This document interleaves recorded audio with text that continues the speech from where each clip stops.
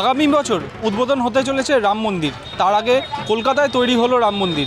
এই মুহূর্তে আমরা উপস্থিত আছি সন্তোষ মিত্র স্কোয়ারে, যেখানে রাম মন্দির তৈরি হওয়ার প্রস্তুতি চলছে। এই বছরের দুর্গাপুজোর মূল আকর্ষণ হচ্ছে সন্তোষ মিত্র স্কোয়ারের রাম মন্দির, যেখানে প্রস্তুতি তুঙ্গে। আগামীকাল আসতে চলেছেন অমিত শাহ এবং উদ্বোধন হবে এই রাম মন্দিরের।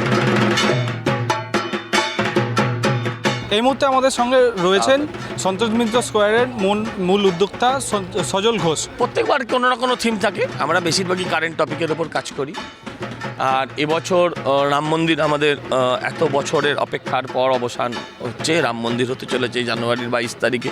তো ঠিক সেই রকম একটা সময় যখন আমরা এই ধরনের এই পুজোটাকে পাচ্ছি, আর এই যে দুর্গাপুজো অকাল বোধন, এই পুজোর স্রষ্টাও প্রভু রামচন্দ্র, তাহলে আর দ্বিতীয় কিছু অপশান হতেই পারে না কারেন্ট।